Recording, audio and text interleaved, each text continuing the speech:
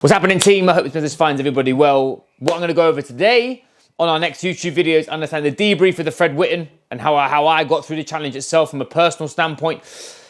And also, something that I'm very, very proud of and something that I'm very passionate around is actually walking the walk as a coach, as an athlete, as a leader, as a husband, a role model, whatever you want to do. And I'm going to give you some frameworks around that too. So as mentioned in the last couple of videos, we've talked about the Fred Whitton challenge in the Lake District. This has been dubbed the hardest cycling race in the UK. Now, on the weekend, me and Mr. Matthew Clark came in at 9 hours, 5 minutes and 11 seconds, completing all 14 ascents. And I think first things first, as people will know me, I am not an endurance athlete. But something that was really, really prevalent across the whole day was, apart from the most insane scenery, and how good is the UK, by the way? I think that sometimes we forget how good the UK is. That the ability for you to just eat an elephant at one bite at a time was massively important for me.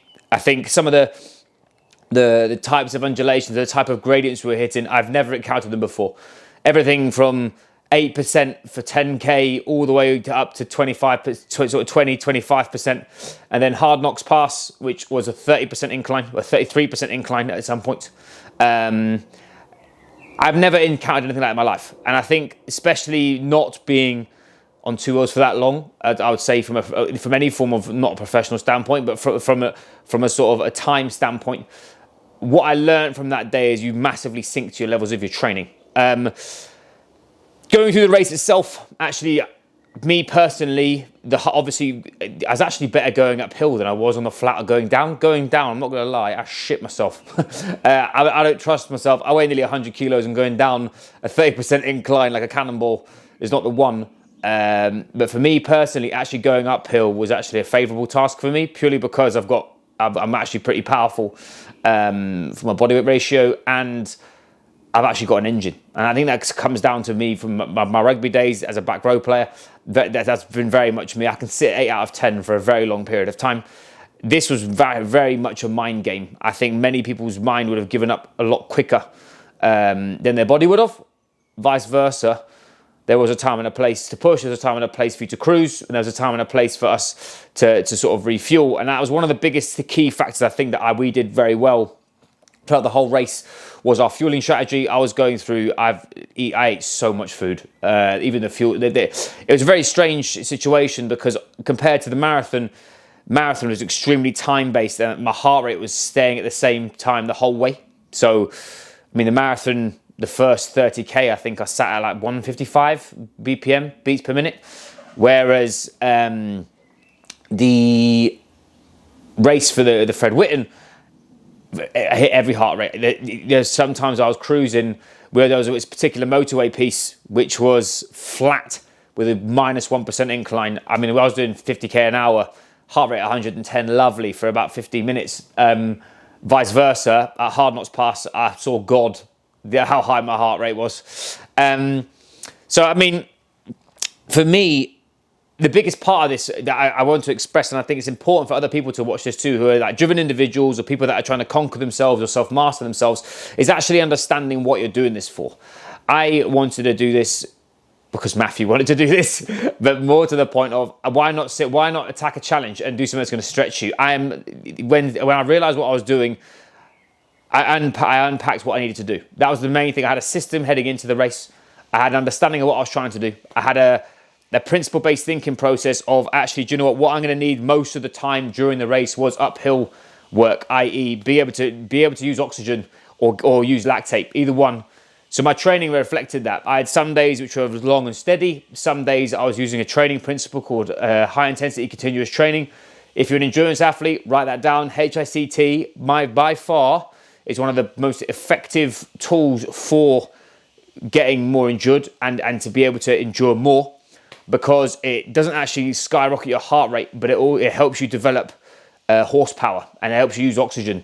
What you do is if you're on a bike, you set your gear to the highest gear for a period of time and then the lowest gear. In that principle, in that time frame, you're taking yourself, it's as if you're traveling through mud at the top. So let's say it's 1 minute 30.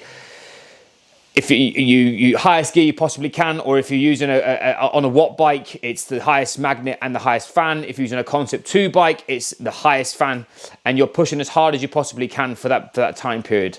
You then totally rest and you have everything at zero, and it's just spin your legs out. What that does is actually helps you oxidize fuel more efficiently and use oxygen more efficiently. So that I found was extremely beneficial. I was going uphill and I felt I had more gas.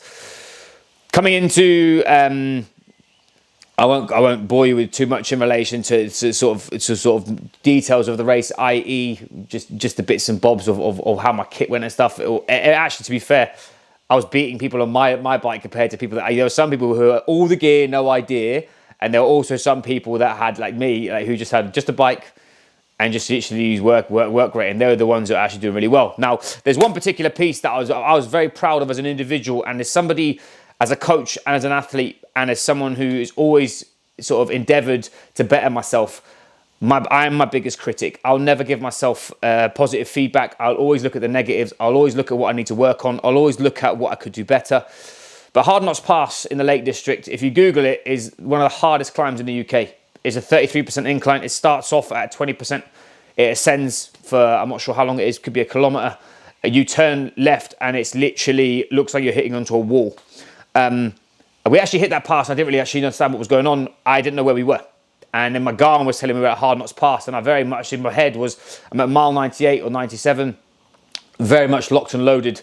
And I've been talking to myself for a long period of time saying all I wanted to do was beat this. All I wanted to do was get to the top of this fucking thing without stopping, because it's notorious for people to get off their bike. It's notorious for people not to be able to sort of endure it, not from an emotional standpoint, but just from a physical standpoint. And I'm very, very proud of me as an athlete that I can endure heavy amounts of conditioning or heavy amounts of work output and workload. And this was a true test for me. If you'll see on my Instagram and on the cover of this video, you'll see on my face of what I was saying. I don't think I've ever swore that much in my life. I've turned that left, and what I saw, there's a lady, a particular lady, she looked like an absolute beanpole, and she was ploughing up it with me. And I said to I just couldn't quit. There was no option. It was very easy. The demons in your head that are saying it's okay. Nearly everyone else has stepped off their bike. Nearly everyone has got off. And I thought to myself, especially as someone who prides themselves on their performances, that I'm a role model for this, and I wasn't willing to give in. And being resilient is more of an emotional endeavor. Physical one, you'll endure a lot more than you think you can. You'll be able to sustain a level of output more than you think you can. But what goes on between your ears and the demons that you have in between your ears is what's going to push you forward. Now, going up this hill, as I said, it's like this. I'm out of the seat. I'm swearing my head off. And this chicken in front of me is going. And what you're seeing are people ahead of me are falling off and having to put their feet down. And that was the biggest deterrent for me, and biggest thing to worry about was someone falling off in front of me and stopping me. And I remember going up to the last bit of this. There's two little sections. You basically go straight up and you take a sharp 90-degree right and you keep going. And I was about to hit the top, and two people basically, as if like, part of the sea parted, fell off this way. I went straight through the middle of them, turned up the hill. And I just remember in my head what was going on. I was literally saying to myself, nearly out loud, like, you can't quit. Don't quit. One more minute, one more step. And what I do, especially when I'm in times where I find it very difficult, is I look literally one step ahead of me. I look one thing in front of me. And on a road that's like that, what you're looking for are points in the road that are less undulated. They're all like this. But there's some that are a bit more curved, some that are a bit more whatever. Not this way, otherwise you'll fall off. In layman's terms, I basically pushed all the way and I got to the top. And I stopped at the top, and there's a particular bit which says you've completed Hardknott's Pass. I think it's 133 metres or 137 or something like that. And I couldn't believe that I'd done it. And there's not many times in my life that I'm very proud of something. That is very much out of my comfort zone. I will never say to anybody that I'm an endurance athlete. I'll never say to anybody that I'm a cyclist or a runner or anything. I'm extremely stubborn, but I'm also the person who's willing to put my hand in the fire and willing to try. And I think a lot of people, the sort of lesson from that is I'm not genetically gifted. People that know me, know my background. I have not come from a magical place where I'm naturally athletic. But what I am, though, is extremely stubborn. What I am is I expect more for myself. And I have a mentality of why the fuck not? And I think that was one point of my career as an athlete and as a businessman that I knew that I was very proud of what I did, because not many people on that day did it. And Actually, after that one, we got to a place called Rhino's Pass. I think that's how you say it. And again, it's not 30%, but it's probably around 20. And I was going up that one, and my legs were fucked, absolutely gassed. Emotionally, I was a bit all over the shop as well because that was rough. Some will know that if when you're sat on a bike and you're putting as much power as you possibly can, the front of your wheel starts to diver. I was going up, and I put my right foot down, and my wheel came up, and I basically T-boned the front of my bike and fell off, I was fucking raging because I was like, I could do all of this without getting off my bike. It would be so good. I literally fell on my elbow, nothing too bad, kicked off, thought someone was going to run over me. They weren't. Nearly a lot of other people were walking, jogged up to the top and then carried on. But again, I think looking back, it was just because I wasn't concentrating, but it also was that I was tired. And yeah, we got to the last, after that pass, we got to the downhill straights and we smashed the last bit, me and Clarky. And as I said, we came in just over 1,000th out of 2,500 people. And like I said, there's not many times as a driven individual where I'll say that I was very proud of myself. I was fucking proud of that because that's something that has been dubbed the big daddy of biking sportifs in the UK. Many people don't complete it. Many people say that it is fucking hard. And I can tell you, it is fucking hard. But to people that are watching this, it's not out of the realms of possibility if you train for it. So again, the lesson of this and something that I wanted to go over for you is, and especially those who are watching this, who are coaches, athletes, working in the corporate sector, who are leading teams, is that you must walk the walk. There's too many people in the arena of social media at the moment that are just talking the talk. There are too many people that are saying, insert any business credential about how they're going to elevate your business without elevating their business. There's too many coaches that I see that talk a fucking good game, but they don't actually live it themselves. They don't have a good nutrition plan. They don't look after themselves. They don't actually stay in shape. They don't actually sort of live it, breathe it, eat it, and do all the things that we talk around about being in a high-performing realm. Now, putting the foot on the ball a minute, as a businessman, I am by no means tell anybody that I am the most business-verse. I have been in the fitness, strength conditioning and nutrition space for 16 years. I've developed multiple fitness businesses across the world, in Singapore, in the UK, working with hundreds of clients literally around the globe. I'll never say that I'm a business mogul because I'm not. I'm a fucking good coach because I pride my craft on being and being assertive in that space. Can I help with businesses? Of course.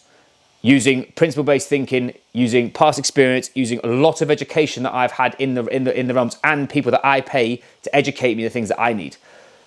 I feel like I walk the walk in that realm. So the question that I'll always have for somebody in this sort of present day and sort of environment from a high performance perspective is, are you walking the walk?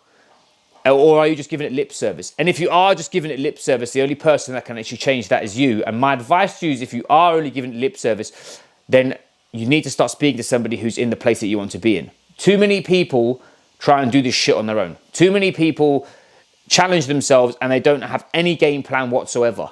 And if you are in any way, shape or form involved throughout the high performance industry, my advice to you is that you start leaning in circles and environments that are growing, that are built to grow you, but also are built about being objective about your dark spaces, because your dark space is what's going to fuel your story. The things that fuel your story are going to fuel your practice. And if you can fuel your practice with substance and actually be able to perform and illustrate that you can do what you say that you can do, suddenly you're going to start building and developing impact in the realms that we're asking for, whether it's growing your business, whether it's growing your team, whether it's leading others in a venture that's new, whether you're a startup and you're trying to produce something new, or you're just trying to be creative and do something that people didn't expect of you. Again, massively prevalent. So I hope that's helpful. To everybody that completed the Fred Whitton, big up yourselves. So if you didn't complete it, if you would like any more information about sort of any sort of endurance-based stuff that I'm working with, obviously from a conditioning standpoint, a nutrition standpoint, a mindset standpoint, more than happy to help you. I hope that's helpful. Forgive me, it's a little bit late. I know you guys just got the last video around my prep for the Fred Whitton. This is the last bit of the Fred Whitton. Next couple of videos, what we're going to go start talking around are the big key principles of being a better version of yourself, whether you're a coach, athlete, leader, somebody who is in the executive space, who's looking to sort of elevate yourself. I'm going to show you the skills and things that we talk around and what I've educated myself on around your mind, body, business, and leadership skills. And we'll go from there. Anyway, gang, lovely to see you, and I'll catch you soon.